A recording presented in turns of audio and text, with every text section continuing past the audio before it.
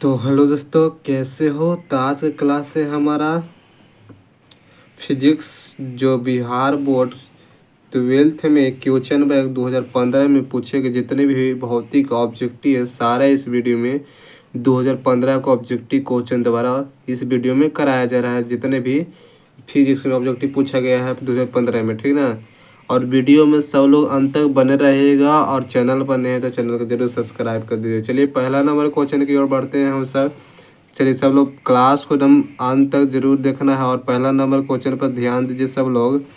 चलिए पहला number question आप सब पढ़ लीजिए। क्या है क्वेश्चन, कह रहा है कि एक विद्युत द्विध्रुव दो विपरीत आवेश से बना है जिनके परिणाम +3.2 गुना 10⁻⁻19 कूलम एवं -10.2 गुना 10⁻⁻19 कूलम है, और उनके बीच की दूरी 2.4 गुना 10⁻⁻10 मीटर है। तो विद्युत द्विध्रुव आघूर्ण की मान होता है, तो यह 7.68 गुना 10⁻⁻29 कूलम मीटर के बराबर होता है, ठीक ना। ऑप्शन में हमारा बी करेक्ट आंसर हो जाएगा। चलिए दूसरा नंबर हमारा क्वेश्चन कर रहे 64 समरूप बिंदुओं जिनमें से प्रत्येक की धारिता 5 म्यू फराड है, ठीक है। इसे मिलकर एक बड़ा बूंद बनाते हैं, तो बड़े बूंद की धारिता क्या होगा। जो बड़े बूंद की 64 समरूप बिंदु से मिलता है 5 म्यू फराड है, तो बड़े बिंदु की धारिता हमारा 20 म्यू फराड होता है। क्या होता है, 20 म्यू फराड होता है। चलिए तीसरा नंबर क्वेश्चन के करें कि 1 किलोवाट घंटा यानी kWh के मात्रक होता है, तो यह ऊर्जा पर आधारित होता है, ठीक ना। यह ऊर्जा पर क्या है, आधारित होता है। चौथा नंबर क्वेश्चन क्या कर रहा है, ध्यान दीजिएगा। चौथा नंबर क्वेश्चन देखिए, कह रहे कि विद्युत परिपथ के किसी बिंदु पर सभी धाराओं का बीजगणितीय योग होता है। क्या अनंत होता है, धनात्मक होता है, शून्य होती है, ऋणात्मक। जो विद्युत परिपथ होता है, विद्युत सभी धाराओं का बीजगणितीय योग शून्य के बराबर यानी कि 0 के बराबर होता है। पाँचवा नंबर हमारा क्वेश्चन है कि चुंबकशीलता का बीमा होता है। चलिए देखिएगा, जो चुंबकशीलता के बीमा होता है AMLT−2 और T−2 हो जाएगा, ठीक है। L-2 हो जाता है। छठा नंबर कि LR परिपथ में प्रतिबाधा होता है। बहुत अच्छा क्वेश्चन ये सब है। क्या कर रहा है कि जो LR हमारा परिपथ है, इसका प्रतिबाधा पूछ रहा है, ठीक ना। जब भी इसका प्रतिबाधा से रिलेटेड होगा तो √R² + ω² L² हो जाएगा। इस तरह से हमारा आंसर हो जाएगा, ठीक है। इससे ध्यान रखिएगा आप सब लोग।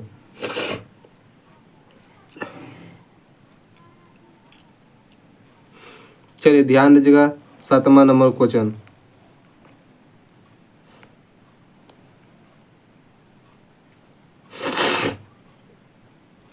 चलिए 7वां नंबर क्वेश्चन कह रहा है कि विद्युत चुंबकीय तरंग के संचारण की दिशा होती है। जो विद्युत चुंबकीय जो संचारण की दिशा होता है बी से ई के समानांतर होता है। क्या होता है, बी से ई के समानांतर हो जाती है।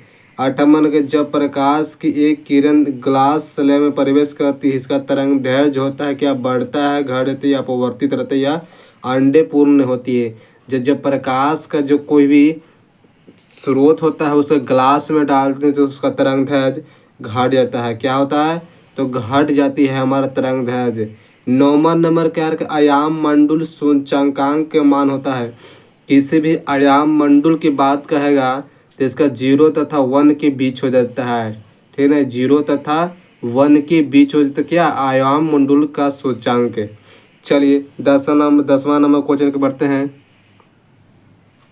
देखिए हमारा 10वां नंबर क्वेश्चन क्या कह रहा है, NOR गेट के लिए विलयन व्यंजक है। जो NOR गेट के लिए विलयन व्यंजक होता है कितना होता है चलिए इसका आंसर क्या होगा, NOR के लिए विलयन का व्यंजक होता है क्या होता है, AB, और उसका बाद ऊपर क्या होगा, सिंगल बॉन्ड बराबर Y होगा। क्या होगा, NOR गेट कहेगा तो AB और उसका सिंगल बॉन्ड बराबर Y हो जाएगा, ठीक है। इसका ध्यान रखेगा। 11 नंबर क्वेश्चन है कि एक आवेशी चालक की सतह के किसी बिंदु पर विद्युत क्षेत्र की तीव्रता का मान होता है तो शून्य होता है।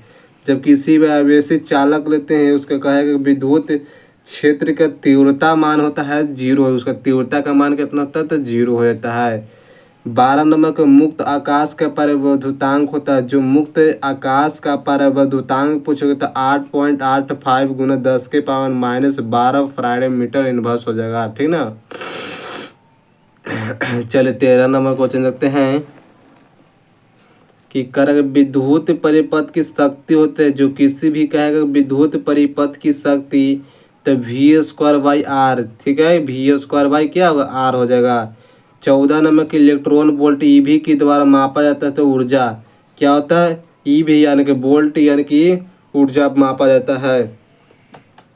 15 नंबर क्वेश्चन है कि लेज के नियम का संबंध है, तो हमारा लेज का नियम है तो ऊर्जा से संबंधित होता है। ऊर्जा से क्या होता है, तो हमारा करेक्ट आंसर होगा ऊर्जा से संबंधित होता है। 16 नंबर क्वेश्चन हमारा क्या कर रहा है, देखिए ध्यान दीजिएगा। 16 नंबर क्वेश्चन कार्य के खगोलीय दूरदर्शी के लिए अंतिम प्रतिबिंब बनता है काल्पनिक एवं उल्टा। क्या काल्पनिक एवं अंतिम दूरदर्शक प्रतिबिंब पूछ रहा है, खगोलीय का प्रतिबिंब पूछ रहा था कि काल्पनिक एवं उल्टा बनेगा यदि समान फोकस दूरी एफ के अभिसारी लेंस के दूसरे संपर्क में रखे जाते हैं, तब उसके सापेक्ष कोण फोकस दूरी होगा तो 2f के बराबर हो जाए, 2f के बराबर हो जाए। 18 नंबर क्वेश्चन है कि प्रकाश का अनुप्रस्थ तरंग की प्रकृति पुष्टि करता है।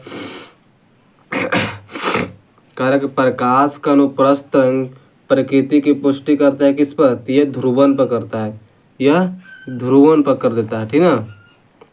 19 नंबर हमारा क्वेश्चन स्क्रीन पर कारक एक पतले फिल्म के रंग के कारण है तो यह व्यतिकरण के कारण होता है। क्या होता है, व्यतिकरण के कारण होता है। 20 नंबर क्वेश्चन है, ध्यान दीजिए कारक यदि प्रतिवर्ती धारा विद्युत वाहक बल के बीच थीटा कोण बनाती है तो इसे कलांतर के शक्ति के गुणांक का मान होता है तो कॉस फाई के बराबर हो रहा है। क्या कॉस फाई से हो जाएगा। 21 नंबर क्वेश्चन कह रहा है कि स्वरपत्र के एक मात्रा को जो स्वरपत्र में कि मात्रक होता है क्या, तो हेनरी पर हेनरी होती है। चलिए 22 नंबर क्योंकि डायनोमो का कार्य का सिद्धांत है। जो डायनोमो कार्य करता है किस पर करता है, विद्युत चुम्बकीय प्रेरण पर, विद्युत चुम्बकीय प्रेरणा पर जो डायनोमो कार्य करती है, ठीक ना, इसे याद रखिएगा। चलिए 23 नंबर हमारा क्वेश्चन क्या कर रहा है, कह रहे कि एक प्रतिवर्ती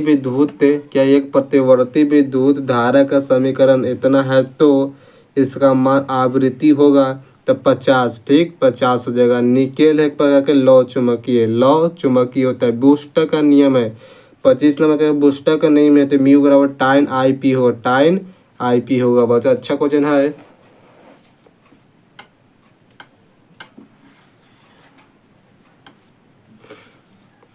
छब्बीस नंबर ताप बढ़ाने के साथ अर्धचालक प्रतिरोध घट जाता है। ताप बढ़ाने पर अर्धचालक प्रतिरोध घट जाता है। प्रतिवर्ती धारा के शिखर मान तथा वर्ग के मान मूल के मान के तो तथा √2 के बराबर √2 होता है। टीवी के परासने के लिए पर आवृत्ति परास का उपयोग होता है तो 30 mAh से 300 mAh। ऑप्शन नंबर सी हो जाएगा। चलिए आज के वीडियो इतना ही, मिलते हैं अब अगले वीडियो के साथ। थैंक यू, आज की वीडियो इतना ही।